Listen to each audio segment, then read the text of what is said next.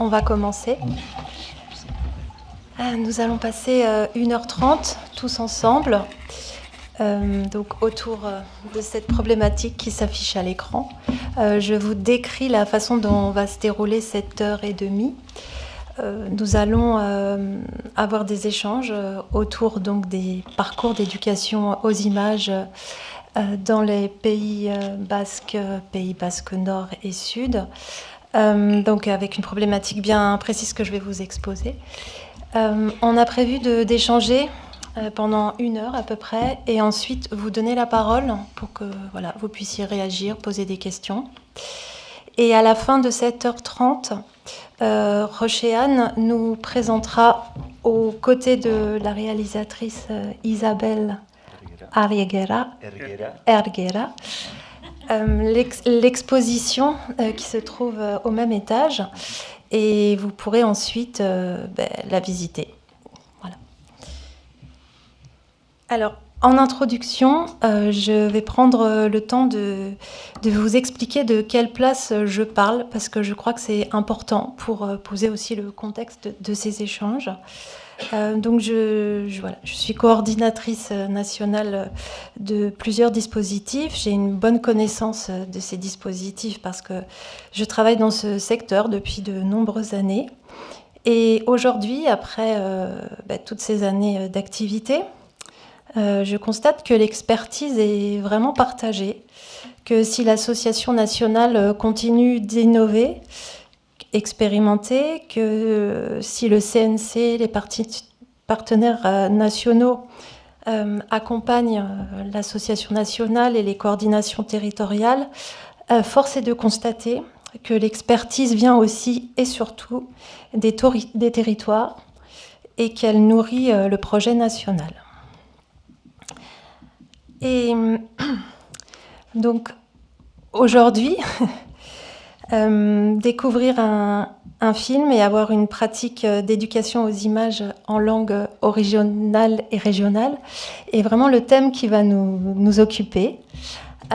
Chaque année, ces rencontres nationales sont organisées en partenariat étroit avec les partenaires qui nous accueillent. Et chaque année, on essaye de donner aux rencontres nationales une couleur un peu singulière qui reflète les spécificités du territoire. Et cette année, en venant dans le Pays basque, on pouvait s'attendre à quelque chose d'important, mais on n'imaginait pas aussi grandiose. Donc il a fallu que l'on se documente, mais grâce aux partenaires, ce fut assez facile. Et donc aujourd'hui, j'ai envie de partager avec vous ce que nous, équipe nationale, on a pu apprendre grâce à la préparation de ces rencontres. Et j'espère que vous en retirerez autant d'intérêt que nous, mais j'en suis tout à fait assurée. Donc aujourd'hui, en donnant la parole à différents acteurs incontournables des Pyrénées-Atlantiques, mais aussi du Pays basque sud, on va interroger les réussites des actions d'éducation aux images sur ces territoires. Et ces actions d'éducation aux images étant étroitement liées à des enjeux éducatifs linguistiques.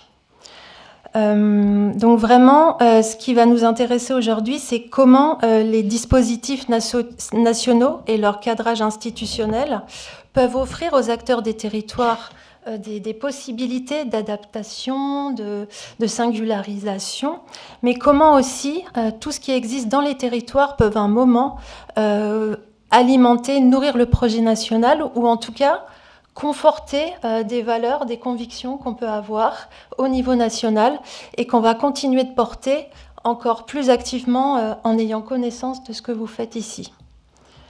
Je vais vous présenter les intervenants, il est bien temps. Donc, sur ma gauche, Maïtane Eyaramonio, vous avez fait des études d'art et de cinéma. Vous avez travaillé à l'Institut culturel basque et depuis 2022, vous êtes la coordinatrice de l'association Suku Galua, qui regroupe des filières du Pays basque Nord. qui regroupe des professionnels du secteur cinématographique et œuvre à la structuration et au développement de la filière du Pays Basque Nord. C'est ça? Oui. Vous voulez compléter? Non, c'est très bien. Rojean Fernandez. Donc vous êtes notre hôte. Vous êtes directeur de la Cinémathèque basque et vous êtes également membre du comité de direction de la sélection de films au Festival de San Sébastien. Simon Blondeau, je continue de vous voyer. Vous êtes le programmateur au cinéma La Talente à Bayonne, coordinateur maternel au cinéma, école et cinéma, dans le département des Pyrénées-Atlantiques. Rien à ajouter. Chabi Gara, vous êtes le directeur du cinéma Le Select à Saint-Jean-de-Luz et vous présidez l'association Cinévasion qui coordonne Collège au cinéma dans le département des Pyrénées-Atlantiques. Et enfin, Anatole Arestegui, vous êtes chargé de la politique linguistique et culture basque, mission action culturelle et langue régionale au conseil départemental. C'est tout à fait ça. Alors, avant de vous donner la parole les uns après les autres, parce que oui, je vous présente quand même un petit peu comment on a imaginé cette table ronde. On s'est dit qu'on allait inventer un récit un peu symbolique.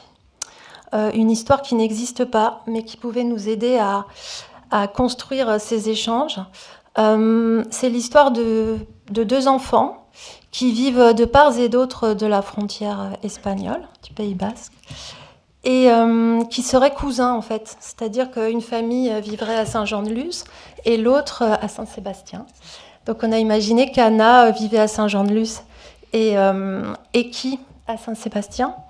Et ces deux enfants, qui se rencontrent fréquemment, vont de part et d'autre avoir des parcours d'éducation aux images et vont pouvoir échanger sur ce qu'ils vivent, etc. Et donc on va suivre un peu ces deux enfants et voir ce qu'ils font de part et d'autre de la frontière. Ok ? Mais avant de partir sur cette petite histoire, j'avais une première question à vous poser à tous et toutes pour entrer dans le vif du sujet.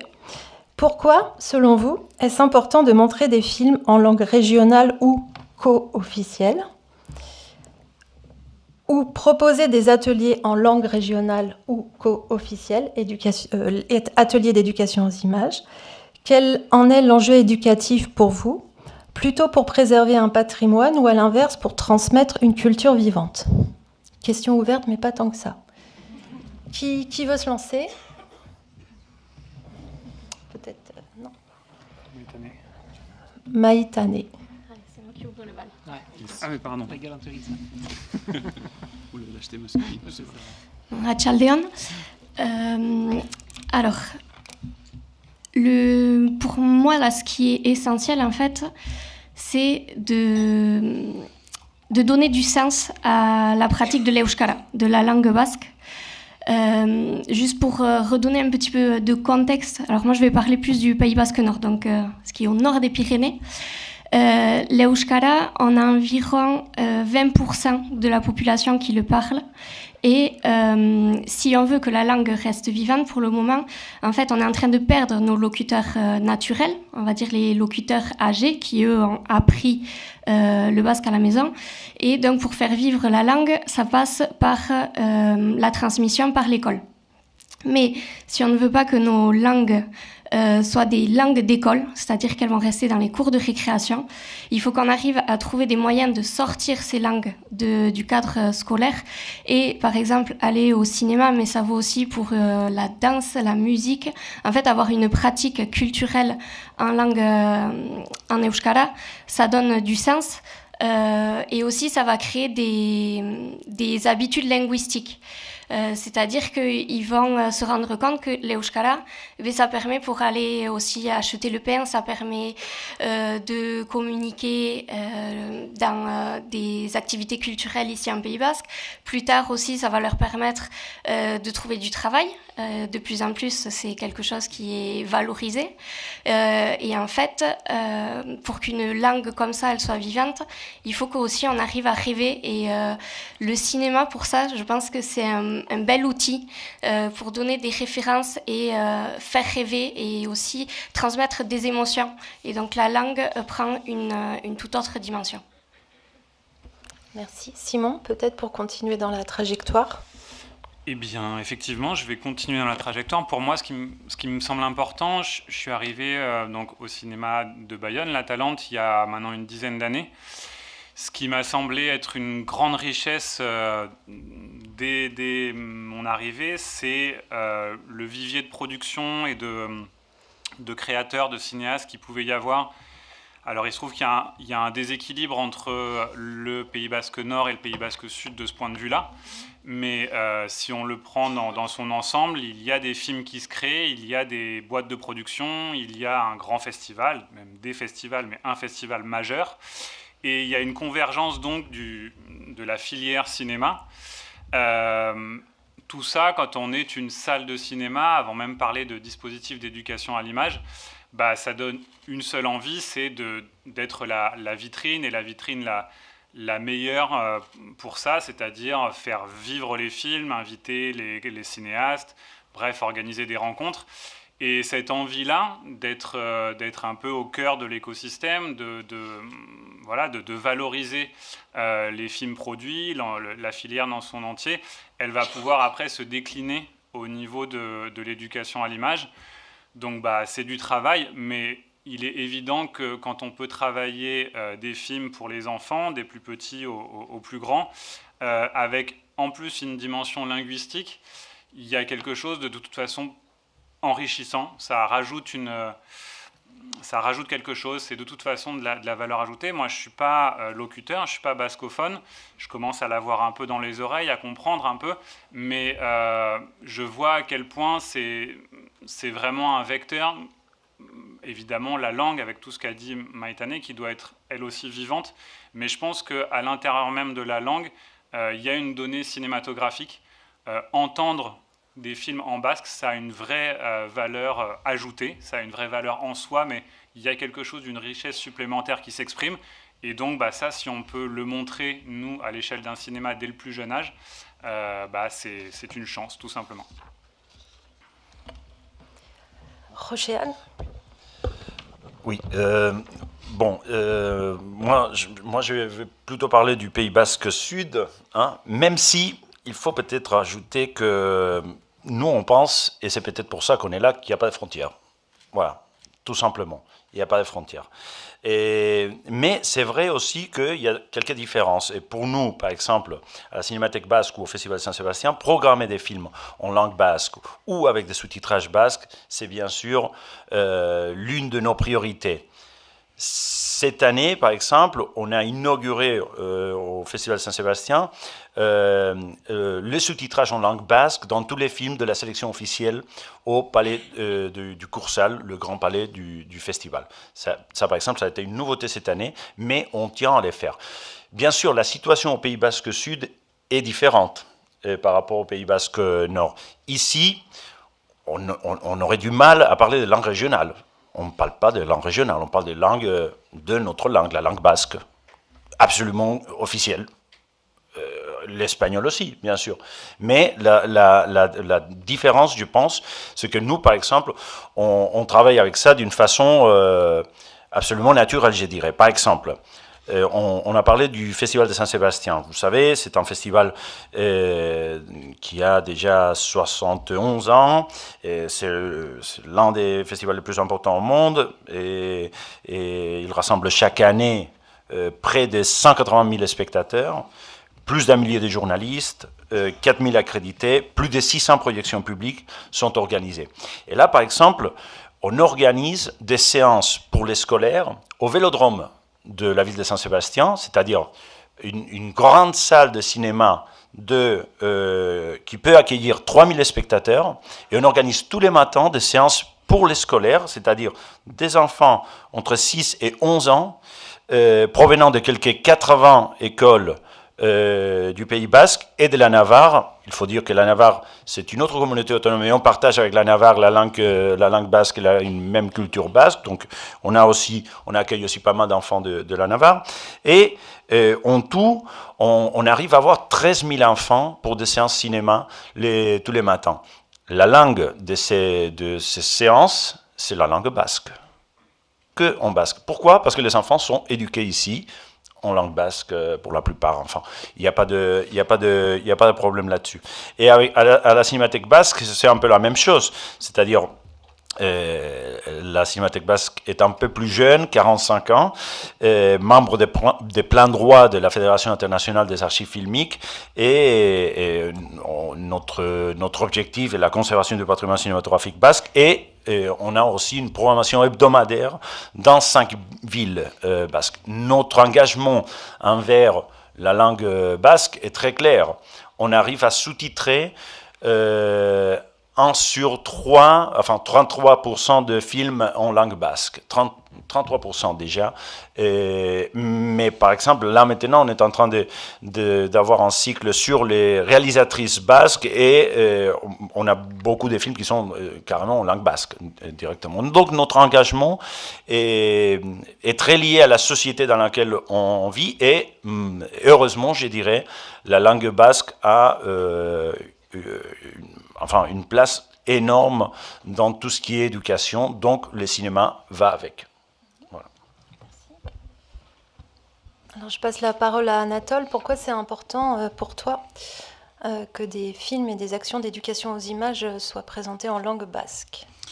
Donc, Rachalde Onelli, bonjour à toutes et à tous. En fait, moi je voudrais commencer avec une petite citation de Flora Lewis, qui était donc une journaliste américaine spécialiste dans les affaires internationales, qui dit donc apprendre une nouvelle langue, ce n'est pas seulement apprendre des mots différents pour désigner les mêmes choses, c'est aussi apprendre une nouvelle façon de penser à ces choses.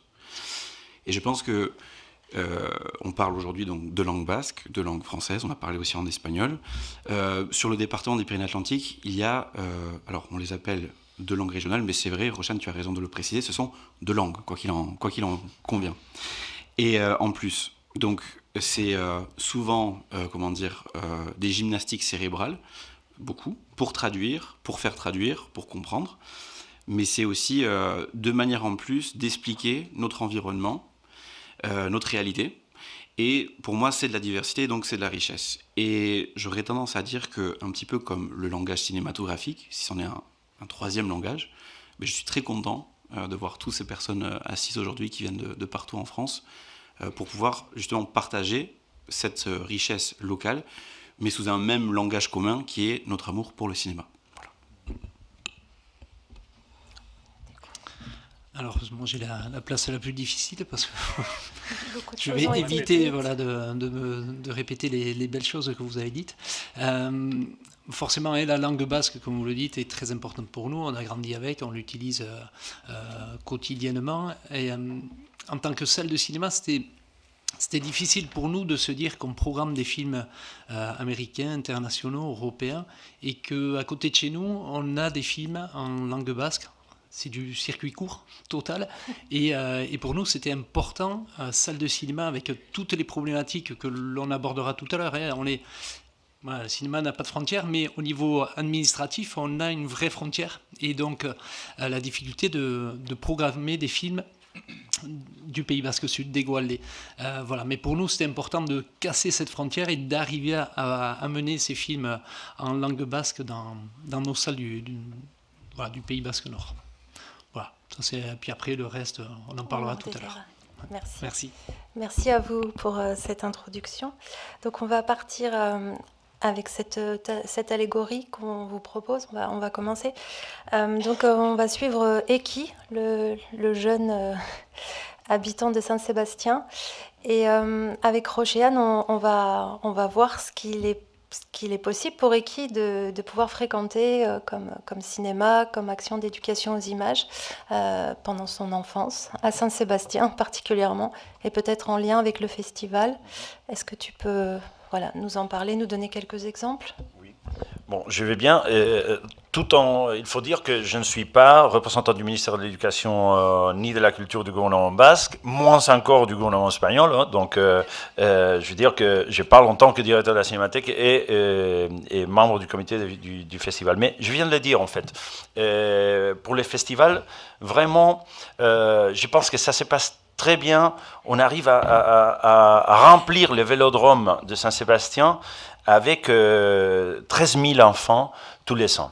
Et ça, je pense que c'est le cas maintenant, mais ça a été le cas aussi historiquement. Et ça reste. Je ne sais pas si vous avez lu, sans doute, vous avez lu ça, l'hypothèse cinéma Alain Bergala. Et là, il le dit. Et je pense que là, les bases sont là, hein, n'est-ce pas? Il disait... ce qui se joue de décisif à ces moments de l'enfance et de l'adolescence où chacun rencontre les films essentiels dans la constitution de son rapport au cinéma. C'est-à-dire, moi, et je pense que c'est le cas de tout, Irène et Imanol aussi, je pense qu'on connaît tous beaucoup d'exemples d'adultes maintenant qui sont allés voir des films, regarder des films pendant le festival au Vélodrome. Et qui gardent un très beau souvenir, et peut-être que leur cinéphilie a démarré là aussi. Moi, je pourrais dire que c'est mon cas aussi, et je m'en souviens très bien. Donc, le fait d'amener les enfants au cinéma, je parle de la Cinémathèque et du festival, j'insiste, c'est vraiment pour nous travailler pour l'avenir. Travailler pour l'avenir. Dans le sens où la cinéphilie va se développer, n'est-ce pas? Je ne sais pas si on peut no sé si podemos lanzar alguna imagen, je ne sais pas si on peut lancer quelques images du Vélodrome, juste pour vous donner l'exemple, l'image aussi de ce qui arrive là. Voilà, ça c'est une photo. La salle était en train de se remplir. Hein. La salle était en train de se remplir, c'est le Vélodrome. Et puis, là, c'est une ambiance très festive, et qu'on veut festive. Et les enfants dansent parfois. Il y a aussi une transmission de culture cinématographique, mais depuis 3 ans, on insiste aussi avec nos collègues du Donostia International Physics Center pour qu'il y ait aussi une transmission de culture scientifique, c'est-à-dire que le film a un rapport aussi avec la science. Et donc, par exemple, l'année dernière, on a fait venir des représentants de l'Université du Pays Basque, département de robotique, et donc on a parlé de l'intelligence artificielle et des robots avec les enfants. Je ne sais pas si podemos ver algunas imágenes de esos robots hablando, qui parlent avec les enfants, qui dansent avec les enfants aussi. Vamos a ver si vemos esas imágenes del vídeo. Lagun asko dauzkat, ezagutu nahi dituzue? Marisol Il y a un animateur qui raconte un peu, qui se connecte avec le département de robotique de l'Université du Pays Basque, mais finalement, le robot va apparaître sur la scène et il parle basque, bien sûr, il parle basque. Les films, c'est en basque, bien sûr, et finalement, ils dansent tous ensemble, etc. Donc, c'est dans une ambiance festive qu'on arrive, je pense qu'on a réussi à transmettre culture cinématographique et culture scientifique en même temps. Et je pense que c'est l'un des projets par rapport à l'éducation aux images et au cinéma, l'un des projets qui nous a réussi, on va dire, parce que on est particulièrement fiers. Et moi, j'ai dit souvent au directeur du Festival Saint-Sébastien, après la séance, j'ai dit, nous avons aussi les tapis rouges, nous avons les grandes stars, etc., mais peut-être c'est ça ce qu'on fait de mieux. Parce que ça, c'est l'avenir, sans doute. Et le fait d'aller vers la salle, vous le faites très bien en France. Et je pense que ça fait partie aussi, c'est pas que travailler en classe, etc., mais aller vers la salle, c'est vraiment la clé. Et enfin, même si on a tout à apprendre encore, je pense que ça c'est bien fait. C'est pour ça que je voulais vous montrer l'exemple. Enfin. Non, en effet, l'école n'est pas le seul endroit où on peut participer à cette sensibilisation. Et les festivals jouent un rôle important en France aussi pour amener les enfants dans les salles, les enfants et les moins jeunes. Donc on va maintenant parler de maternelle au cinéma, puisqu'on peut imaginer qu'Anna, à l'école maternelle, aurait la chance de participer à ce récent dispositif qui a intégré ma classe au cinéma très, très récemment. Et Simon, en tant que coordinateur départemental, va nous en parler, puisque depuis 2017 aussi, mais tu en parleras mieux que moi, avant maternelle au cinéma, le dispositif d'éducation au cinéma Cineszkola a été mis en place. Et il y a des liens entre les deux. Et je te laisse le soin aussi peut-être de donner la parole ensuite à Maïtane pour compléter sur la partie peut-être aussi élémentaire. Oui, très bien. Je ne vais pas vous apprendre grand-chose sur maternelle au cinéma. L'expérimentation s'est transformée, le dispositif est rentré dans le droit commun, et c'est une joie, bien sûr. On a beaucoup de plaisir à le coordonner. Cineszkola est un dispositif donc singulier, propre au territoire, qui est une déclinaison, disons-le comme ça, des dispositifs donc maternelle et école et cinéma. Déclinaison parce que évidemment c'est l'inspiration d'un dispositif, des dispositifs tels que maternelle et école et un modèle mais est trop ambitieuse pour le dispositif Cineszkola. Il est inspiré, il est fidèle en termes de tarifs, en termes de taux de location pour les salles, c'est-à-dire qu'on garde ces objectifs-là d'accessibilité à la fois pour les établissements scolaires et pour les cinémas au film. Mais le grand enjeu, justement, pour ce dispositif donc, d'éducation aux images en langue basque, c'est l'accès au film, justement. Et c'est là où, a fortiori peut-être pour l'échelon maternel, on a, oui, disons-le, des difficultés à trouver des films qui sont tantôt doublés, soit directement, ça c'est les meilleures opportunités, mais produits ici sur le territoire et donc directement en langue basque. Mais le vivier, pour le coup, est quand même restreint, voire très restreint. Il faut mentionner donc le travail du gouvernement basque et de l'aide au doublage qui permet d'alimenter ce vivier. Il y a quand même régulièrement un renouvellement des films pour le jeune public en général disponibles en langue basque, mais tous ne sont pas, on va dire, éligibles, mais ce n'est pas le bon terme, adéquate pour un dispositif d'éducation à l'image. Il y a des films plus grand public qui sont doublés, qui n'auraient pas leur place dans un tel dispositif.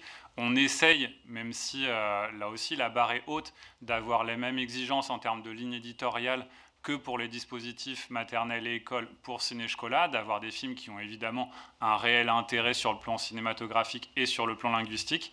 Voilà, et donc ça donne un dispositif qui part de la maternelle jusqu'au CM2, qui se décline selon les années en 2 ou 3 films, c'est-à-dire des fois on rassemble les cycles 2 et 3, en général le cycle 1 voilà, a sa propre proposition.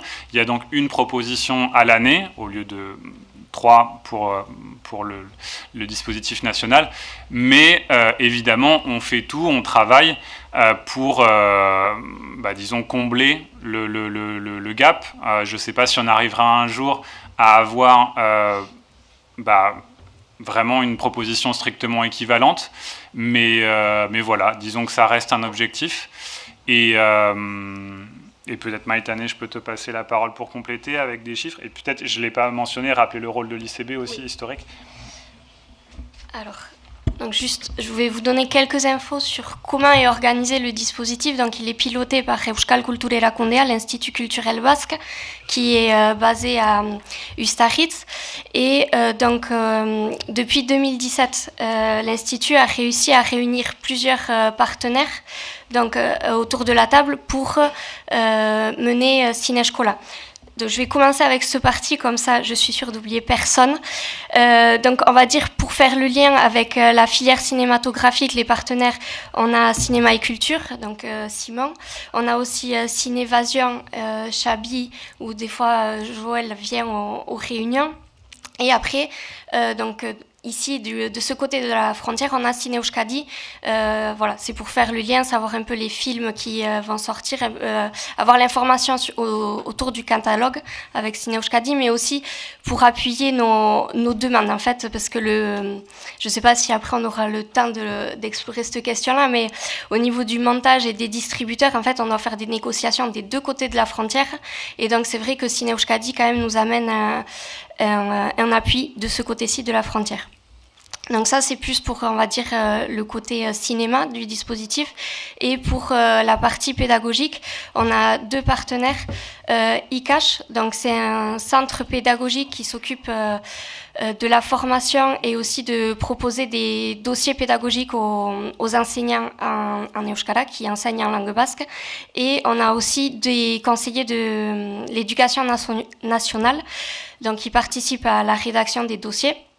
Mais la particularité qu'on a à Cinescola, en fait, c'est que ces deux conseillères pédagogiques, Isabelle et Mayalen, en fait, sont conseillères culture et langue basque. Donc, c'est pour ça qu'on a un groupe pédagogique pour monter les projets à plusieurs têtes, et donc chacun est complémentaire. Elles vont amener toute la partie linguistique. Avec ICACH, on va dire que c'est les ouvertures à partir du film, vers quoi on peut aller en littérature, peut-être en danse, en musique, bertulalisme, en improvisation en langue basque. Et donc Suku Gailua, c'est le dernier partenaire qui vient de rentrer cette année, donc c'est avec mon poste. On va plutôt essayer d'amener la partie image, éducation aux images. Et donc, finalement, ce qui se passe à Cinescola, en fait, c'est qu'on a un accompagnement un peu hybride. D'un côté, on va travailler et on va essayer d'amener cette culture cinématographique, mais ce qui se passe, c'est que les élèves qui vont aller au dispositif n'ont pas tous le même niveau en euskara. Donc sur notre territoire, en fait, on a des élèves qui vont se former en immersion et on en a d'autres qui vont être en bilingue. Et selon ce profil d'élèves, en fait, ils vont avoir un niveau plus ou moins élevé en langue basque et ils auront un niveau de compréhension qui peut être plus ou moins élevé aussi. Donc, il y a tout un travail de préparation. Donc, à chaque fois qu'un film est choisi, avec les conseillères pédagogiques, on essaie de détecter quelles peuvent être les problématiques au niveau de la langue et essayer d'amener une réponse en plus de la partie, on va dire, éducation aux images. Et juste pour que vous fassiez un peu une idée, qu'est-ce que ça représente en volume. Donc, si sur notre territoire, au total, il y a environ 11 000 élèves qui sont soit en immersif ou en bilingue, donc qui apprennent en langue basque, l'année dernière, on en a eu environ, je vous dis, 4 300 élèves en fait, qui ont participé au dispositif. Voilà. Tu veux compléter, Simon ? On passe au collège ? Mais passons au collège. Alors on passe au collège et je me tourne sur ma droite. Donc Chabi peut-être en premier. Alors vous avez préparé un PowerPoint. Ouais, 40 slides je crois. C'est Maë Thomas qui a bien travaillé. Je pense qu'il est possible de le montrer. Et vous avez souhaité commencer par une carte. Donc peut-être peux-tu la commenter ? Oui, parce qu'en fait, c'est important pour nous de resituer dans quel département on est. Hier, on en a déjà parlé, mais c'est vrai que dans le département, il y a une partie Pays Basque et une partie Béarn. On est Cinévasion, on est coordinateur collège au cinéma depuis une vingtaine d'années sur le département. Et donc, il faut qu'on coordonne sur l'ensemble du territoire. On avait regardé un petit peu le cahier des charges en fait, de collège au cinéma. Bon, je ne vais pas vous l'apprendre, on a 3 films par trimestre, mais on avait vu qu'on avait une possibilité de rajouter un 4e film, donc un 4e film optionnel, et c'est là où on s'est dit, tiens, c'est le moment d'aller vers des films tournés localement, des films en langue régional, parce que on s'est dit, si on a des films en langue basque, ce serait bien qu'on en ait aussi des films en langue occitane pour la partie Béarn. Voilà, c'est beaucoup plus compliqué dans le Béarn pour avoir des films, mais grâce à l'Egualdé, on a beaucoup de productions en langue basque. Voilà. Cette carte a été importante, de montrer un petit peu le nombre de cinémas qu'on avait inscrits sur le territoire. Donc il y en a 18. Il y a 17 cinémas donc classés RSC, comme vous le voyez, 16 labellisés. Voilà, ça c'était essentiellement ça. Bon, après c'était pour vous situer un petit peu les points orange. Donc c'est si je me trompe pas et si je vois bien la carte de la même manière, voilà, c'est les collèges qui sont inscrits au 4e film optionnel, donc en langue basque. Vous en voyez un qui est dans le Béarn. Voilà. Et ça, c'est chouette. Voilà. Franchement, voilà. L'idée, c'est... Voilà. On transcende, voilà. Et on espère bien qu'il y en aura d'autres, vu que, de toute façon, dans le dispositif, ils voient bien des films en langue dite étrangère pour eux. Voilà. Par contre, dans les collèges qui sont inscrits, ce n'est pas que des bascophones. Il y a aussi beaucoup de classes qui n'apprennent pas le basque. Et ça, c'est grâce aux enseignants qui veulent les amener vers ce cinéma-là sans forcément avoir la pratique du basque. Voilà. On peut passer au slide suivant, c'est ça ? Complète.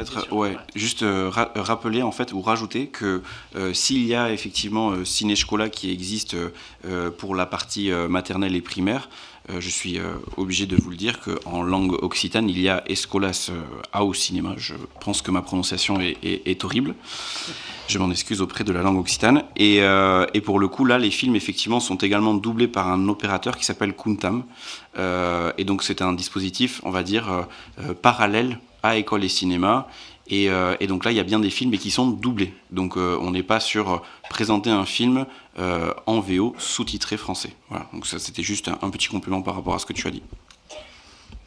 Vous verrez, on ferme un super duo L2, donc on risque de se compléter pas mal. Voilà, on va passer au deuxième slide, juste par rapport aux effectifs.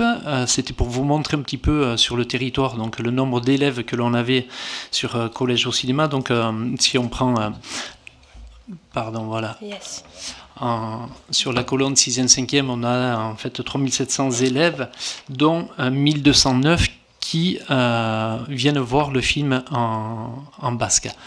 On est d'accord, dans les 3700, il y en a dans le Béarn et dans le Pays Basque. Donc on voit que c'est 70% des élèves du Pays Basque qui viennent voir ce 4e film optionnel, que ce soit aussi bien en 6e, 5e qu'en 4e, 3e. Voilà. À savoir que l'une des difficultés très clairement sur le terrain, c'est d'arriver à trouver de la place pour les enseignants de rajouter un 4e film voilà, dans leur agenda qui est chargé avec beaucoup de propositions. Même si voilà, nous sur notre territoire on a un partenaire très important, il faut le souligner que le conseil départemental accompagne depuis le début cette initiative, était même à l'origine, très clairement, et qui continue à le porter, aussi bien financièrement, parce que vous financez toujours les bus, et on arrive à payer les places de cinéma via le Pass Culture. Voilà. Donc voilà, ça c'était un petit peu pour avoir une petite cartographie du nombre d'élèves. Tu veux compléter ? T'hésites pas, hein ? Non, c'était très bien. Là, pour le coup, j'ai rien à dire. C'est vrai ? Je me restreins. Allez. Slide suivant juste pour expliquer en fait comment se passe le comité de pilotage et le comité local. Donc la première ligne du haut, vous voyez Cinévasion, l'Académie de Bordeaux, le conseil départemental et la Filmoteca. Donc c'est des acteurs locaux qui travaillent sur l'éducation à l'image. Et à ce comité local là, on a rajouté des acteurs locaux qui ont en fait, qui nous apportent vraiment leur, je me le suis noté, mais leur action sur le territoire, sur le langage et sur la culture basque. Donc, il y a une association qui s'appelle ICACH, qui travaille sur les dossiers pédagogiques et pour les écoles, aussi bien en primaire, et là, il nous accompagne beaucoup sur le choix des films, l'Office public de la langue basque et l'Institut culturel basque. Voilà. Donc, de ce comité local-là, on visionne beaucoup de films. Voilà. Donc, Diochéan, tu nous en proposes, des producteurs viennent nous en proposer, on va dans les festivals, donc on voit des films. Bien sûr, voilà, la difficulté, c'est d'arriver à faire une présélection pour après pouvoir le proposer au comité départemental qui est là constitué de Cinévasion, des enseignants, du conseil départemental et de la DRAC qui nous accompagne également. Voilà. Et je tiens à vraiment compléter qu'au niveau du choix des films, c'est vraiment un travail qui est fait conjointement, tous ensemble, avec les enseignants relais aussi. Donc je sais que nos enseignantes relais du département sont là. En fait, c'est vraiment un travail collaboratif et voilà. Toujours avec une difficulté, mais on va en parler juste après, des films, de l'accès aux films. Voilà. Tiens, je te laisse. En fait, par rapport à ça, bon, sans vous barber trop, parce que je pense que chaque comité départemental a sa structuration spécifique, etc. Mais l'idée de base, c'était de dire, ok, on a Ciné Chocolat pour le primaire, qui est un dispositif parallèle, mais qui a une billetterie CNC, donc qui s'est intégré grâce au travail qu'a porté l'ICB et les autres partenaires, qui a permis d'alimenter, on va dire, des films pour la partie primaire. Comment est-ce qu'on intègre dans le droit commun, toujours dans cette logique-là, dans des dispositifs existants qui marchent, un quatrième film qui va résonner avec le territoire et qui va être en langue. Et c'est vrai qu'il manque du coup aussi le comité national, parce que d'une certaine manière, on a aussi tissé des liens, et je tiens à remercier un certain nombre d'entre vous qui êtes présentes et présents ici. Ça a été, la mise à disposition de personnes ressources et la passation d'une véritable ingénierie, notamment sur la rédaction des documents pédagogiques, on y viendra après. Donc en fait, on est sur une production locale, avec une coordination départementale cinéma, mais des partenaires à échelle nationale qui vont nous mettre en relation avec des gens qui sont passionnés de cinéma, qui découvrent l'expérimentation et qui vont nous accompagner. Et là, on coche un petit peu toutes les cases et on arrive à reconstituer. Alors ça a pris beaucoup de temps, parce qu'il a fallu aller progressivement, par étapes, etc. Mais reconstituer l'intégralité du dispositif autour de ce film en langue régionale. Ce qui permet après de rendre à la fois visible la production cinématographique du territoire, et en même temps presque de former, on va dire, les coordinations cinéma départementales sur la base d'une ingénierie qui est à l'échelle aujourd'hui nationale. Donc c'est quelque chose quand même, on parlait de win-win tout à l'heure, je pense que là aussi on est dans une situation win-win. Voilà. C'est bien. On va passer au slide suivant, du coup, dans nos critères de... Non, je voulais peut-être juste... Nous avons, en tant que Cinémathèque basque, un tout petit rôle là. Mais qu'est-ce que je suis particulièrement fier d'être là, parce que je pense que vous faites un travail magnifique. Et il faut le dire aussi. Sérieusement, on a plein de choses. Irène Larraza l'a dit avant aussi, en tant que directrice de l'Institut Etxepare, on a plein de choses à apprendre. Et je pense que nous, on peut peut-être apporter une petite chose, parce que c'est vrai que la production langue basque au Pays Basque Sud est très importante, et dernièrement, de plus en plus importante. Vous avez vu hier un film, vous allez en voir aujourd'hui un autre, mais le travail que vous faites, c'est magnifique, et depuis qu'on travaille ensemble, nous on apprend, et puis peut-être, voilà, non mais je suis vraiment, on est vraiment très très content de la collaboration, je voulais le dire, voilà, c'est bien. On va re-signer pour pas mal d'années. On va en profiter à la fin. Merci. Voilà, dans le choix des films, et bien sûr les critères de sélection, c'est avant tout c'est un critère cinématographique, que l'œuvre cinématographique soit belle par sa photo, sa mise en scène, son scénario. Forcément, il y a aussi une version, faut qu'on puisse avoir accès à une version sous-titrée. de façon à ce qu'en fait les films on les passe en langue basque mais ils sont sous-titrés en français, au même titre que d'autres films européens. Faut qu'ils soient accessibles au jeune public, bien sûr, mais là c'est un peu la difficulté que l'on a, c'est pour les 6e, 5e, on a un peu de difficulté dans notre catalogue à trouver des films.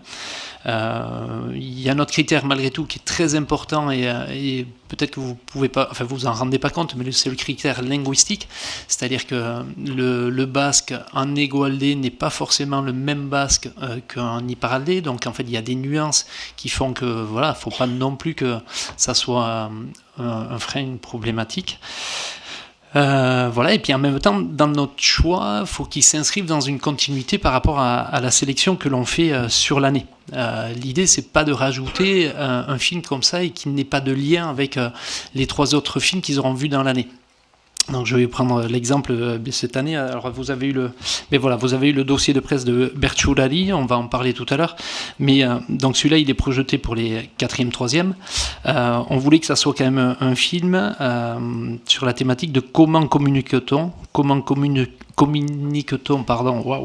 avec le vivant et les différents langages. Donc en fait, au premier trimestre, ils vont voir Coco le gorille qui parle. Au 2e trimestre, Premier contact. Au 3e, c'est Nausicaa. Et ils pourront terminer par Berciurari, et donc ils parlent de la pratique de l'improvisation du chant basque en public, dont Joe Chern, en principe, devrait faire un exemple tout à l'heure. Mais non. Bon, c'est raté. Voilà, donc le choix du film se fait sur ces critères-là dans ce comité de sélection. Et justement, par rapport à ça, c'est très intéressant parce que tout à l'heure, on parlait que même s'il n'y avait pas de frontières, il y en a quand même des administratives. Oui, et donc, du coup, on en vient au droit de distribution des films. Et aujourd'hui, c'est très dommage parce qu'on s'est privé de films récents qui ont eu une actualité en Pays Basque Sud, mais qui n'ont pas pu forcément être montrés, sauf dans des projections privées ou dans le cas de festivals, parce que, comment dire, l'achat de ces films ont été faits notamment par des plateformes. Et là, du coup, on perd la main sur ces films, on ne peut plus, du coup, les programmer. Et du coup, voilà, ça ne permet pas de montrer ces films-là qui seraient adaptés pour le public. Et donc, du coup, ça nous amène aussi à nous poser des questions même, y compris sur de la distribution. Et qu'est-ce que je veux dire par rapport à ça ? Et oui, et donc du coup, sur le fait que le corpus de films, même s'il est en train de se développer, il est quand même limité. C'est-à-dire qu'on a on a la tranche d'âge. En réalité, on aurait presque beaucoup plus de films pour lycéens et apprentis au cinéma, par exemple, que pour collège, là où le public, 6e, 5e, c'est des fois un petit peu compliqué. Mais ça, Anatole, ça nous arrive ici aussi. C'est-à-dire qu'un film qui a été produit par une plateforme, nous avons du mal à pouvoir le programmer dans une grande salle comme celle-ci. Ça va direct aux plateformes et puis on le perd pour la grande salle. Donc ça, c'est un enjeu pour les années à venir. Parce que... Mais pardon, je peux vous interrompre une petite minute parce que vous évoquez la difficulté de programmer des films pour le collège en disant que c'est plus simple pour le lycée. Mais j'ai envie de demander à Simon de compléter, à Maïtané, et pour l'école alors. Tu maîtrises plus. Après, je vous redonne ça. Bien sûr. On fait un trio. Et Maïtané, ne l'oublie pas. Ouais, non, je ne l'oublie pas. Bah oui, a fortiori, en fait, plus on décroît en âge et plus la production... alors encore une fois, on le sait tous, elle peut être spécifique. On a, nous, la chance de vivre dans un pays où il y a une production des distributeurs jeunes publics. C'est pas vrai partout. Et donc, pour clairement des cycles 1 à 3, pour le vivier, j'ai appelé ça comme ça tout à l'heure, des films en langue basque, donc que ça soit la langue de production ou la langue de doublage, on a, je sais pas, on a un catalogue qui se chiffre en quelques dizaines, mais dans l'absolu, cette fois, sans sélection. C'est-à-dire que là où on arrête un catalogue pour les dispositifs nationaux, je sais plus ça en tête, il y a une quarantaine ou une cinquantaine de titres, enfin bref, peu importe, là, ce serait carrément le chiffre absolu des films dont on peut disposer, et encore, c'est une estimation très large. Donc ça, c'est clairement notre principale contrainte. Et ensuite, la question de la négociation des droits, elle vient se rajouter à ça, mais bon, là-dessus, on y arrive, peu ou prou. Mais la principale question, c'est surtout ça, c'est comment identifier les films et voilà, et les trouver pour le dispositif. Nous, à Ciné-Scola, pour le moment, on programme aussi beaucoup de l'animation. Parce qu'aussi, on a essayé, je ne sais plus si c'est cette année ou l'année d'avant, quand on a fait le choix des films, il y en avait un en prise de vue réelle doublé. Et en fait, je crois que en échangeant avec les personnes qui participent au comité, je crois qu'on n'a même pas fait 5 minutes chacun en regardant le film et ça ne marchait pas du tout. Donc c'est vrai que nous, on est vraiment que sur de l'animation, pratiquement sur Ciné-Scola. Tu parlais de la barrière linguistique aussi, donc ça, on doit le prendre en compte, nous, à Ciné-Scola, parce que, comme je disais, on a des profils différents, et en fait, ça peut nous arriver qu'on le sait, pour certains élèves, c'est comme si vous étiez en train d'apprendre, en gros, l'anglais avec un accent américain, et on vous mettait devant un film en anglais, en écossais très fermé des Highlands. C'est à peu près ça, sauf que nous, ça nous arrive dans un petit territoire où, en fait, on passe à 1h30. Donc c'est vrai que en fait on a beaucoup de facteurs qui font qu'on doit les prendre en compte pour faire la sélection, parce que le but c'est vraiment de donner envie aux enseignants d'amener leurs élèves et aux élèves qui vont voir ces films, en fait de vraiment de pratiquer le basque et qu'ils aiment la langue et qu'ils sortent pas du film en se disant mais en fait j'ai rien compris. Allez, je te laisse à nouveau la parole. Ça marche, on va passer le slide suivant. Bien évidemment, pour nous, ce qui est important, c'est aussi de faire de l'accompagnement, de l'éducation artistique et culturelle. Et on a de la chance, en fait, du fait que aujourd'hui, les réalisateurs, les techniciens sont d'ici. On arrive très facilement à les faire venir. Alors, ils sont heureux, comme tout, en plus de venir de notre côté pour parler de leur film. Donc, voilà, on a énuméré rapidement, mais on a fait des visites culturelles. Alors, ça se fait dans les deux sens. Par exemple, il y a des classes de collège du Pays Basque Nord français qui sont allés visiter le village d'Altso. Donc, c'est un petit village au Pays Basque. Et donc, c'est le village de naissance du géant Andia. Donc, c'était un film qui s'appelle L'Andia. Je ne sais pas si vous l'aviez vu, mais qui était programmé l'an dernier pour les 6e, 5e. Ils ont pu rencontrer un des comédiens du film là-bas aussi. Voilà, donc on arrive à faire des visites comme ça. Donc, des réalisateurs qui viennent, des ateliers. Bon, je vais le faire assez rapidement, mais des ateliers bruitage grâce à la table mash-up que l'on a dans l'association. Voilà, ça se fait aussi bien en langue basque pour les bascophones ou alors en langue française aussi pour ceux qui ne parlent pas. Voilà, on met en place aussi des traductions simultanées pour pouvoir accompagner ceux qui ont des difficultés. Mais voilà, l'idée, c'est vraiment d'accompagner tout ça aussi grâce au PDEAC qui se mettent en place aussi conjointement grâce au département ou à l'agglomération Pays Basque qui nous accompagne. Oui, justement, par rapport à ça, en fait, ce qu'il faut savoir, c'est que donc Collège au cinéma existe en tant que dispositif, mais après, comme vous le savez toutes et tous, dans le cahier des charges dispositif, chacune des collectivités ou les partenaires publics autour de la table de ces dispositifs peuvent proposer en plus des activités en plus. Et donc, on a utilisé ce qu'on appelle, nous, dans notre jargon, PAEC, donc c'est le programme d'action éducative des collégiens. Donc c'est un programme d'action qui est en grande partie exclusivement financé sur certains dispositifs en tout cas par le département, et donc en fait on va venir utiliser des dispositifs de AC, donc on va rajouter par exemple 15 heures d'intervention de professionnels et qui va permettre donc en plus d'aller voir le film, de faire des activités. Et là, je tiens à tirer mon chapeau parce qu'elles ne sont pas au niveau de la table, mais elles devraient l'être, Maë et Joël, qui donc coordonnent ces actions d'éducation artistique et culturelle et qui permettent d'aller plus loin. Et je tiens aussi à remercier donc la communauté d'agglomération qui nous accompagne quand les ateliers sont faits en langue régionale, que ce soit en basque ou en gascon, en occitan. Et ça permet en fait de rajouter 5 heures supplémentaires. Donc on est sur 20 heures, on peut mobiliser 20 heures d'intervention, et donc ça va permettre les rencontres. Et ça, on le laisse libre choix en fait aux établissements. C'est-à-dire que les établissements nous disent, moi je veux que la formule 1, la classique, c'est-à-dire une prévision des films avec des enseignants, plus la distribution des dossiers pédagogiques, que ce soit la fiche élève et la fiche enseignant, ça on va en reparler après. Ou on va dire la formule 2 qui est peut-être à la fin de la projection d'aller voir le réalisateur, ou la formule 3 entre guillemets de développer carrément un atelier. Et là, on est en train de réfléchir peut-être l'étape d'après qui serait, pourquoi pas, carrément faire des résidences autour. Alors, est-ce que c'est de faire venir, par exemple, des réalisateurs ? Enfin, voilà, on se pose ces questions-là. Et là, du coup, on passerait sur d'autres dispositifs beaucoup plus lourds de résidences qui sont aussi accompagnables par des dispositifs de droit commun financés en partie par le département. Merci.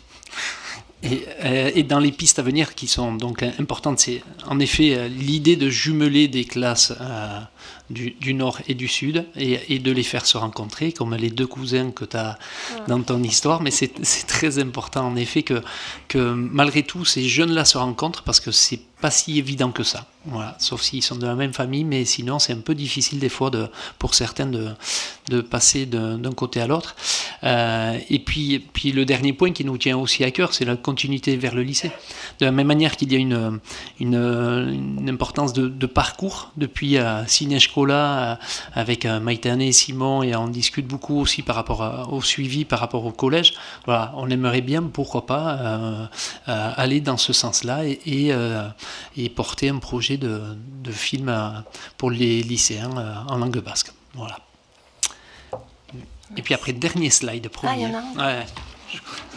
Ouais. Ouais, et pas des moindres, parce que on vous a distribué en rentrant les dossiers pédagogiques. Je ne sais pas si vous avez eu le temps de les feuilleter, mais l'idée aujourd'hui, en fait, c'est d'avoir des dossiers pédagogiques exactement comme les dossiers que vous avez pour les autres films de votre catalogue, de collège au cinéma. Donc forcément, on s'en est inspiré. Alors, l'écriture aujourd'hui des dossiers pédagogiques se fait en interne, donc je tiens encore une fois à saluer le travail extraordinaire de Maë et de Joël, qui sont les deux médiatrices de Cinévasion, qui font un boulot fantastique, qui sont accompagnés pour écrire ces dossiers pédagogiques par des professionnels qui ont l'habitude d'écrire des documents pédagogiques pour le CNC. Mais il y a un lien très étroit avec Karine et Céline, les deux enseignantes relais du département, qui sont tout le temps là pour les accompagner, pour écrire, corriger, donner des points de vue. Diochéane de la même manière. Enfin, voilà, c'est tout le comité, tous ensemble. Voilà, il y a un vrai travail de façon à ce que aujourd'hui, ça soit quelque chose de très sérieux, d'exceptionnel. Voilà, le conseil départemental accompagne avec l'édition aussi de ces documents. Enfin voilà, c'est un vrai travail collectif. Donc je tenais à les remercier. Dans les partenaires, bon, ça vous parle peut-être pas, mais c'est important de les citer. Mais il y a ICACH, donc l'OPLB pour les traductions. Voilà, il y a quelqu'un qui fait la compo aussi. Fait, voilà, c'est important que tout ça soit dit. Et les réalisateurs de films aussi nous aident aussi dans l'écriture et donner des pistes aussi de travail sur le film. Voilà. Et dernier point, je tiens à saluer tous les partenaires parce que vous allez me dire, ça coûte. Voilà, donc forcément, ce genre de dispositif, ça coûte, c'est un vrai budget, mais il y a vraiment des partenaires qui soutiennent vraiment ce projet-là. Donc, bien sûr, le conseil départemental en tête, Yves, que tout le monde connaît de la DRAC, le CNC qui nous accompagne, l'Office public de la langue basque. En fait, tout le monde intervient, l'Institut culturel basque, chacun à ses niveaux. Certains, c'est pour financer la traduction, d'autres, c'est pour faire venir les réalisateurs, voilà, payer le financement tout simple de l'hôtel et du déplacement. Mais voilà. Donc je tiens à tous les remercier, parce que voilà, ça fait 3 ans. Et au bout de 3 ans, si vous êtes d'accord, aujourd'hui, on va enterrer ce mot d'expérimentation, parce qu'on l'emploie un petit peu trop. Et voilà, aujourd'hui, on va dire que c'est de l'officiel. Voilà. Voilà.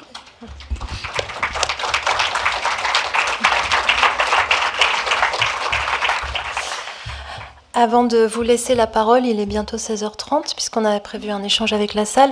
On va quand même terminer le parcours de ces deux jeunes avec la possibilité de faire des études de cinéma à Tabacalera, ici. Donc, ces petits qui auraient été sensibilisés au cinéma dès le plus jeune âge pourraient, au final, se retrouver ici. Tu peux nous en parler ?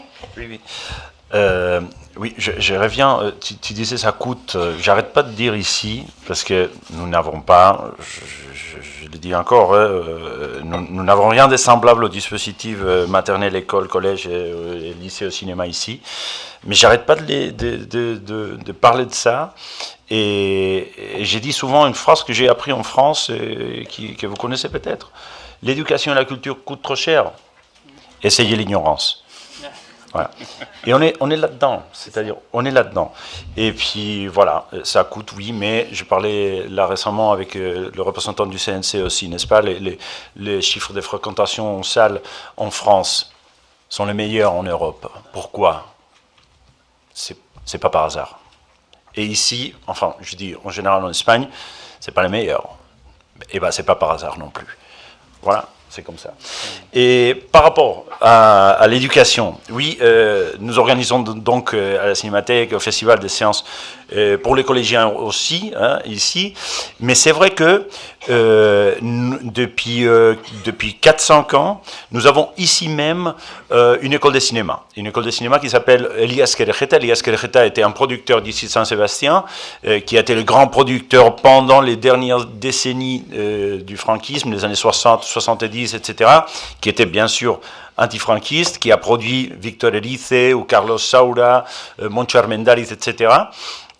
Et donc, c'est une école assez particulière, puisque l'école a 3 axes de formation qui sont liés à ces bâtiments et aux institutions qui marchent déjà, qui travaillent déjà dans ces bâtiments. C'est-à-dire un axe de formation conservation, c'est-à-dire 15 étudiantes, je dis surtout étudiantes parce que c'est plutôt des femmes, qui vont être formées pour la conservation. Comment on conserve le cinéma ? Et pourquoi il faut le conserver, n'est-ce pas ? Et 15 étudiantes qui vont faire la création. Ça, on connaît plus d'écoles, etc., qui sont centrées sur la formation, n'est-ce pas ? Et un 3e axe, la programmation. C'est-à-dire, ici, il y a la Cinémathèque basse pour la conservation, surtout, programmation aussi, et le Festival de Saint-Sébastien pour la programmation. Le 3e axe, c'est la programmation. Il faut apprendre aussi à programmer. On ne peut pas programmer comme ça. C'est-à-dire que quelqu'un qui aurait fait ses études universitaires, en finissant ça, lui ou elle aurait la possibilité de s'inscrire à l'école de cinéma ici, qui devient de plus en plus prestigieuse, c'est-à-dire il y a une école de surtout création à Madrid, une autre surtout des créations en Catalogne, à Barcelone, mais ici c'est création, conservation, programmation. Et ça c'est vraiment la particularité, et c'est pour ça que les institutions qui travaillent autour du cinéma ici, la Cinémathèque, le festival et Tabacalera, sont liées à cette école et font partie un peu du comité académique de l'école. Donc 45 étudiants tous les ans qui vont passer ici 1 an et demi plus ou moins, avec des projets de recherche après autour de la conservation et liés donc aux archives filmiques, autour de la programmation liés donc au festival pour la plupart, et liés à des projets de films, de courts-métrages, etc., donc pour la création. Et ça a été, je pense, une bonne idée, parce que c'est vrai que on avait quelques écoles de cinéma et vidéo, etc., mais là, l'école Elias Querejeta devient de plus en plus importante, et je pense que là, maintenant, quand on parle d'école de cinéma, au niveau espagnol en général, on va dire, tout le monde cite l'école de Saint-Sébastien, l'école Elias Querejeta, et on est particulièrement fiers aussi. Ça fait envie. Oui. J'ajoute juste un petit mot, pardon, mais la Cinémathèque, le festival et Tabacalera sont liés à l'école, et les enseignants et les enseignantes sont parfois aussi liés à ces institutions ou au contact que nous avons ensemble. Par exemple, c'est juste un exemple, mais une étudiante de programmation, de l'axe programmation de l'école de cinéma, aura cours ici avec le directeur du Festival de Cannes, avec la direction générale du Festival de Saint-Sébastien, avec la directrice du Festival de Berlin et le directeur artistique du Festival de Berlin, avec la directrice du Festival du Rotterdam. Enfin, vraiment, voilà, je dirais, vraiment, c'est un luxe énorme. Et pareil au niveau des archives. Hein, on aura les directions de grandes cinémathèques, etc. Donc vraiment, on a construit, je dirais, un entourage qui améliore la qualité de l'éducation ici. Merci pour ces précisions. Donc je vous propose 30 minutes d'échange.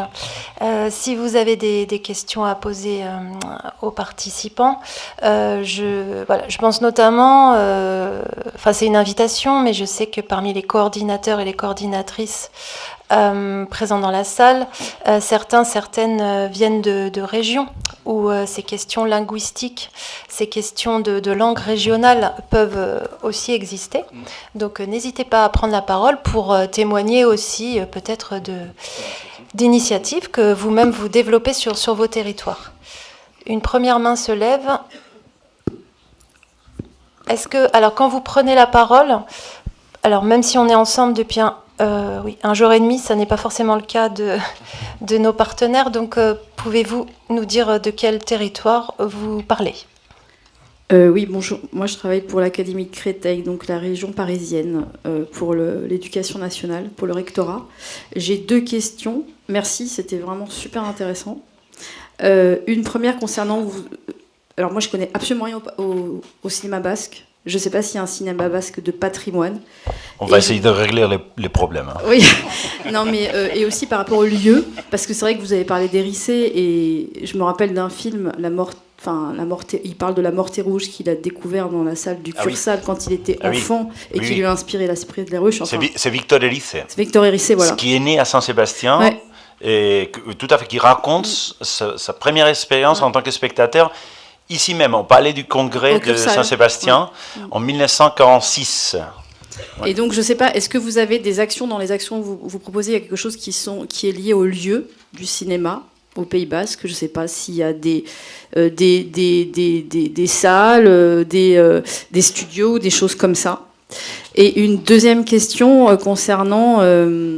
vous avez parlé un petit peu de la Catalogne, enfin plus ou moins, je crois.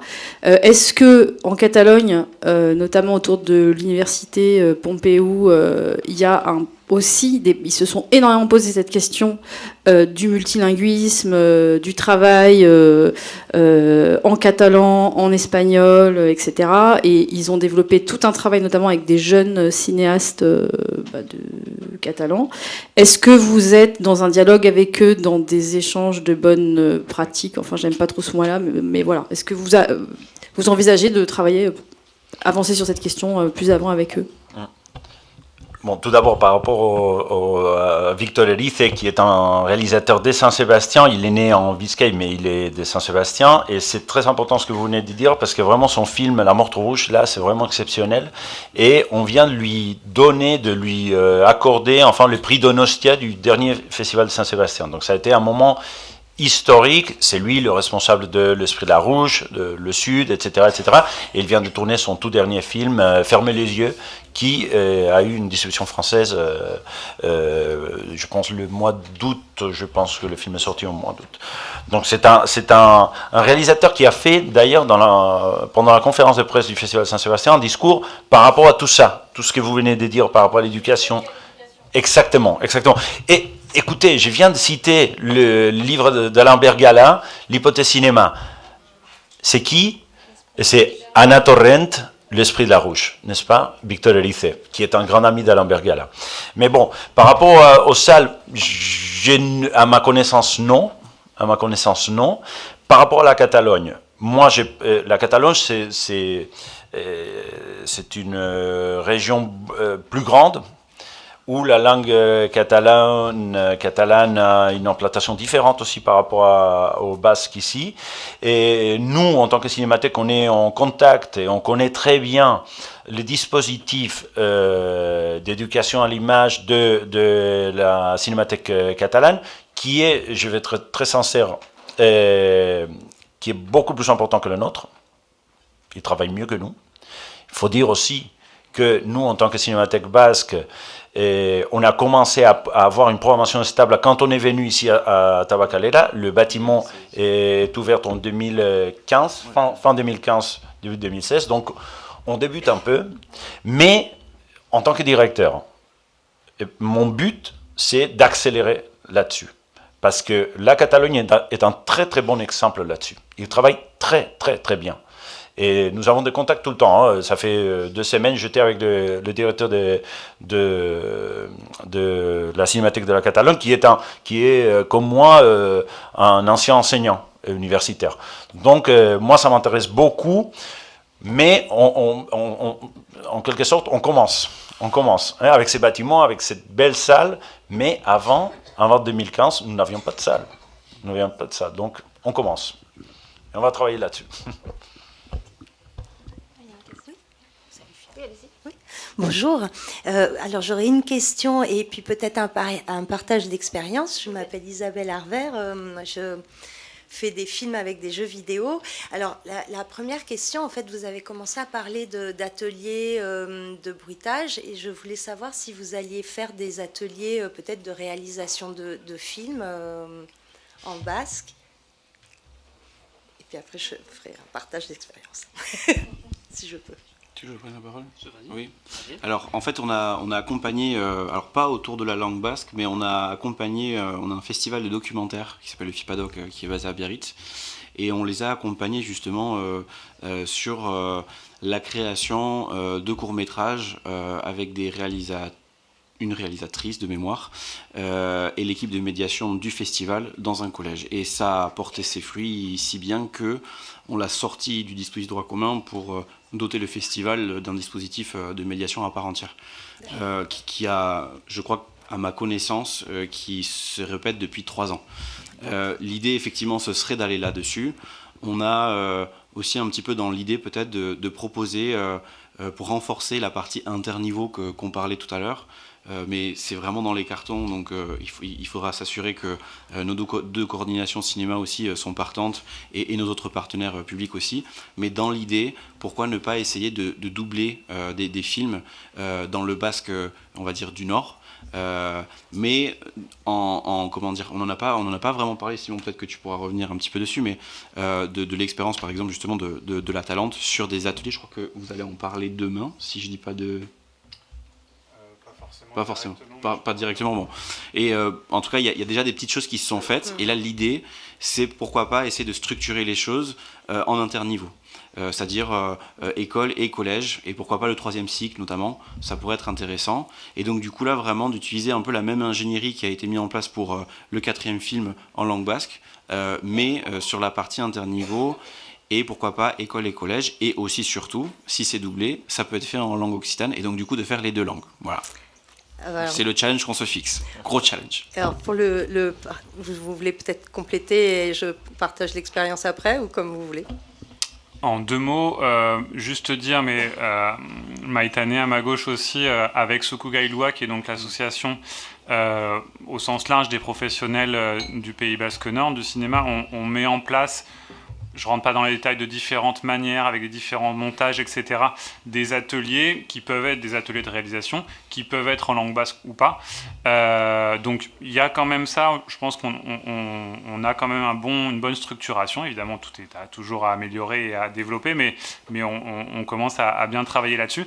Et à mon avis, mais je vais peut-être vous laisser finir avant, il faut vraiment, parce que il y a quand même, à mon avis, un point où le Pays Basque a vraiment un outil, à ma connaissance, si ce n'est unique, en tout cas vraiment incroyable, c'est Kimwak. Je pense que Rochiane, il faut vraiment que tu en dises un mot, mais peut-être avant...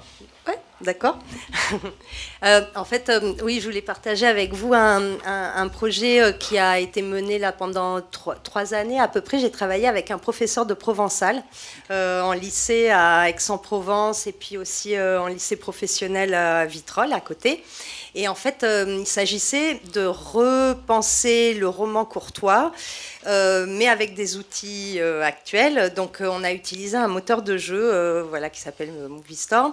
Et en fait, les élèves, ou je ne sais pas si on dit élèves ou étudiants au lycée, en fait, ont conçu, donc ont imaginé l'histoire, ont enregistré les dialogues donc en provençal, ont conçu le film donc, qui ressemble à un film d'animation. Et ensuite, il sous-titrait en français. Donc, il y avait vraiment une double dimension, et pour la langue, et pour le côté participatif. Voilà. Et c'est vrai que en vous écoutant, vous parlez d'éducation à l'image et de rendre de plus en plus vivant, donc avec la musique, avec la danse. Peut-être que la conception de jeu aussi pourrait permettre voilà, d'inscrire le basque dans la société actuelle. Et je trouve ça formidable, en fait. Et ça marchait très, très bien, voilà, avec... et il y avait plusieurs classes qui intervenaient, pas une première, terminale. Voilà pour le parti. Peut-être juste avant Kimwak, moi j'aurais juste une petite remarque. Aussi, là, Simon, tu parlais de Sukugailua. Et donc, on a aussi une autre opportunité en fait, sur notre territoire. C'est qu'on a certains réalisateurs, je pense à Yoshu Martinez par exemple, ou on a eu Maya Iribarne, qui ont décidé de monter et de réaliser en fait, des films en mode participatif avec des amateurs. Et donc, en fait, ça a créé beaucoup de dynamique dans certains villages, donc plus à l'intérieur du Pays Basque. En plus, c'était des courts-métrages ou des moyens-métrages en langue basque. Ils étaient écrits en langue basque. Ils avaient décidé d'avoir l'équipe de techniciens qui soit bascophone. Et donc pour certains jours de tournage, ils ont eu 200 personnes, des gens du village, toutes générations, enfants, des adultes, qui parlaient basque et qui ont eu une expérience vraiment collaborative, participative de création en langue basque. Et en fait, ça a créé, je pense, des opportunités aussi pour les salles, puisque quand ces films ont été projetés, ils ont fait le tour du territoire. Le bouche à oreille marchait super bien, les salles se remplissaient. Et donc c'est vrai qu'on n'a pas eu trop l'occasion d'en parler autour de la table ronde, mais voilà, il y a certaines initiatives comme ça ponctuelles, on n'en a pas tous les ans, etc. Mais on en a quelques-unes comme ça qui nous permettent en fait d'activer le territoire, les personnes, de les approcher du cinéma. Et voilà.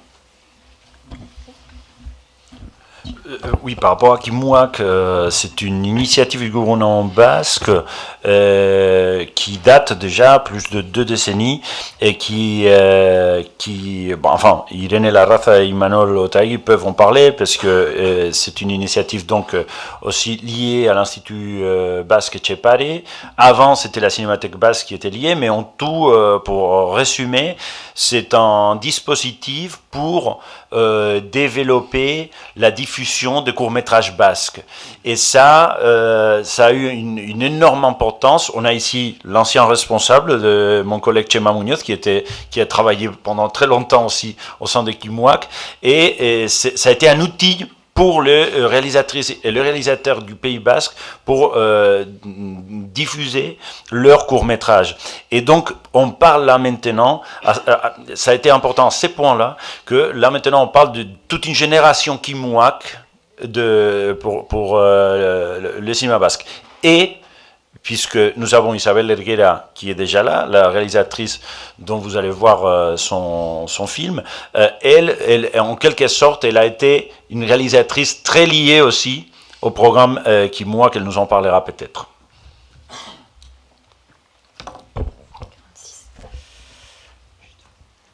Oui. Une personne lève la main au 2e rang. Bonjour, Pascal Pérennes pour la région Nouvelle-Aquitaine. Il est 5h moins le quart, donc avant que cette table ronde se termine, je ne voudrais pas qu'on oublie de poser la question, donc je me dévoue. Quelles sont vos relations avec l'Union européenne et ses différentes directions, avec le Conseil de l'Europe? Est-ce qu'ils regardent d'un bon œil ce multilinguisme, cet échange, ce plus d'identité ou pas?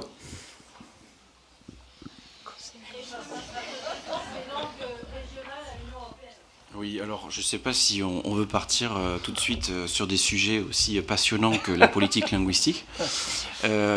Néanmoins, ce que je peux dire, c'est qu'on a par exemple des outils assez incroyables qui se sont montés autour de la coopération européenne, que sont l'outil euro-régional, je pense notamment, qui représente en fait les trois collectivités que sont la région Nouvelle-Aquitaine, la communauté autonome d'Euskadi et la communauté forale de Navarre, et qui vont par exemple accompagner des initiatives qui vont être en lien avec ces trois collectivités, donc qui vont rayonner notamment sur le territoire Pays Basque dans son intégralité, on va dire ça comme ça. Donc oui, il y a aussi avec le POCTEFA, etc., une série dans la nouvelle génération de POCTEFA qui va sortir, vous avez des zones fonctionnelles. Alors je ne vais pas rentrer dans les détails, mais là non plus, là aussi vous avez des choses autour de la mobilité, de l'emploi et notamment de la culture et de la langue. Donc oui, je pense qu'il y a une volonté de transcender ces frontières, parce qu'en fait, comme vous avez pu le voir dans le film d'hier, avec la famille en fait qui traverse cette frontière, elle est heureusement poreuse, et il y a des véritables échanges, et heureusement que ça existe, et heureusement qu'il y a heureusement qu'il y a des partenaires publics pour soutenir ce genre d'initiative. Donc je pense que c'est à tous les niveaux. Enfin pour moi, en tout cas je répondrai comme ça, je sais pas, Rochane, si... Non.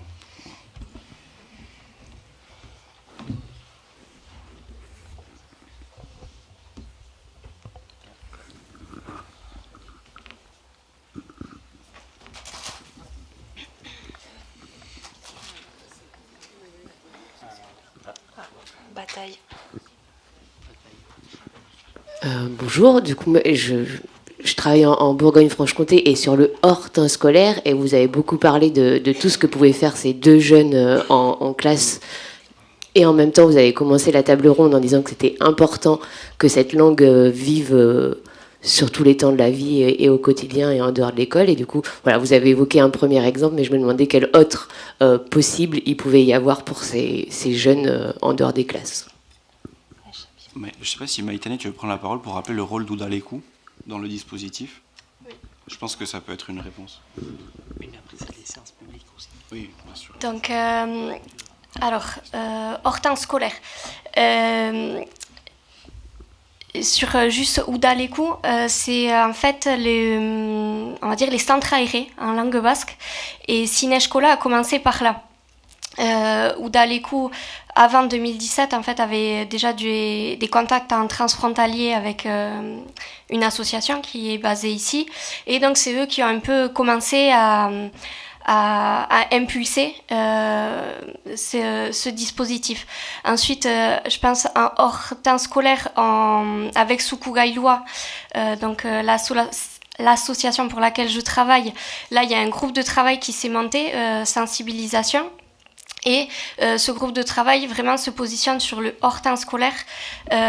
Donc on a fait des premières expérimentations avec des ateliers réalisation, aussi autour de la table Mashup. Ensuite, là, c'est quelque chose qui est assez récent, hein, ça fait juste un an.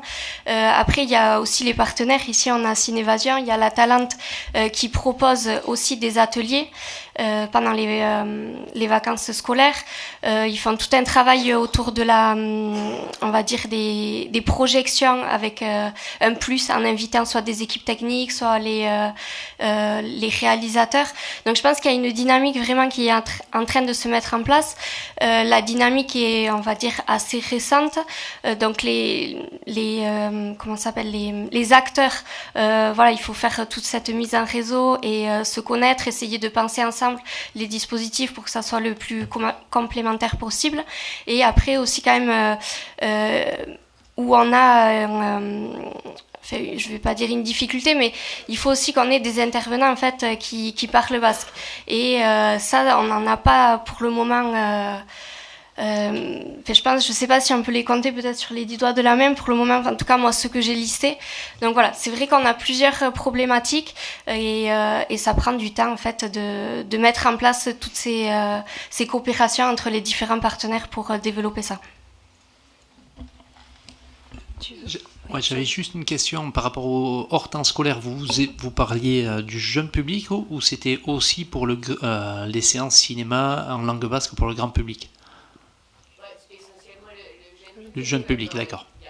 Il y a un dispositif qui s'appelle Passeur d'image qui est pour les 12-25 ans hors temps scolaire. Et le hors temps scolaire, je pense que c'est aussi, je pense, vraiment mon avis très personnel, hein, mais c'est un moment où on peut avoir un croisement des générations et où justement les populations vieillissantes qui parlent une langue, qui parlent leur langue, c'est des mouvements où on peut transmettre, que ce soit dans la création ou la diffusion, le voir, le faire. Et voilà, je me demandais qu'est-ce que vous proposiez aussi dans ce sens. Peut-être, je crois que notre élu hier en a parlé très brièvement. Il y a une expérimentation qui est portée sur, je crois que c'est, je me rappelle plus exactement l'intitulé, mais concrètement, on s'appuie sur les deux festivals FIPADOC et Biarritz Amérique Latine, enfin des programmateurs, pour proposer des films et les diffuser en EHPAD, donc des établissements à destination des personnes âgées. C'est des expérimentations et effectivement, on continue de découvrir tous les dispositifs d'éducation à l'image et l'idée, ce serait bien de faire le lien entre politique sociale, enfin public éloigné, hein, ça a été évoqué dans le cadre des rencontres et moi je trouverais ça super intéressant effectivement qu'on puisse élargir parce que comme vous l'avez très bien dit, par exemple, on sait pertinemment que dans les EHPAD, les personnes âgées qui appartiennent à la génération précédente que Maïtane a évoquée, qui sont en fait leur langue maternelle, c'est la langue basque.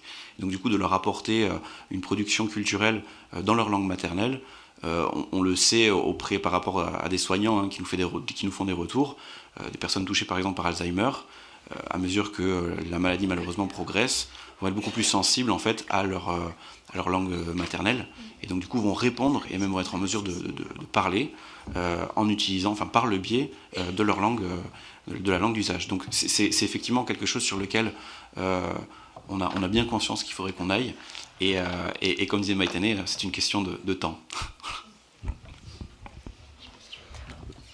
On va prendre une dernière question.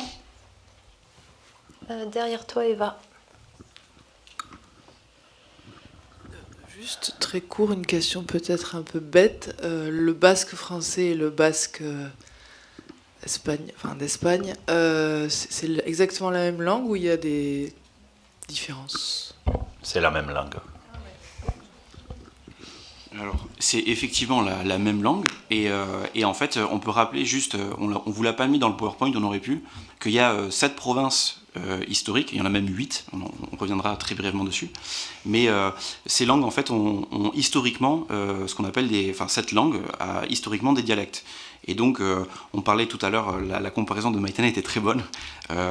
On pourrait aussi dire, par exemple, que le sultan pourrait être, pour des locuteurs, par exemple, du labour, et inversement, en fait, hein, parce qu'il n'y a pas de... Voilà, pour être l'équivalent du québécois, en fait. C'est-à-dire que ce sont des accents, et puis après, d'un côté et de l'autre de la frontière, il va y avoir aussi l'influence, je dirais, de la prononciation du français ou de l'espagnol. Je vous donne un exemple très bête. Si je vous dis « diokoa », qui veut dire « jeu » en basque, « jeu » dans le sens de ludique, par exemple, de ce côté-ci, Rochane, je ne sais pas si tu veux le prononcer. Non, vas-y. il va se moquer de moi. Ce serait Rokoa, du coup, avec la Jota. Mais ça n'empêche pas, enfin je veux dire, par exemple, Rochane et moi, on parle en basque, c'est pas un problème. Et au contraire, c'est quelque chose c'est de la diversité dans la diversité. C'est-à-dire qu'en fait, on se rend compte que c'est de la richesse, ce sont des mots en plus, et c'est génial de pouvoir jouer de ces dialectes. Enfin, moi, je trouve ça super intéressant. Je ne sais pas ce que Maïtane, tu pourrais dire aussi. Mais... Non, je pense que tu as tout dit. Voilà, après, c'est vrai qu'on peut avoir... Bon, moi, je donne des cours de basque et il y a un côté un peu frustrant des fois parce que je pense qu'il y a tout un travail qui a été mené pour unifier le basque et voilà, on ait au moins cette chose-là en commun et qu'on n'ait pas de frontières. Et il y a un peu cette petite frontière psychologique quand moi je leur mets un audio que j'ai pris d'ici, qui pour moi est en basque unifié, et ils vont tous me regarder, ils font « Ah non, mais l'accent là, on comprend rien. Hein. » Et à partir de là où ils ont dit ça, je sais qu'ils ont fermé les oreilles, ils n'écoutent plus rien. Et donc c'est vrai que là aussi, c'est pour ça que ces dispositifs et de voir des films, c'est important en fait, c'est de se faire l'oreille, c'est de voir que... Et c'est beau, moi je trouve, de se dire, en fait, quand je passe la frontière, je parle basque, et peut-être qu'il va falloir que je répète ce que j'ai demandé, mais la personne en face, elle va me comprendre.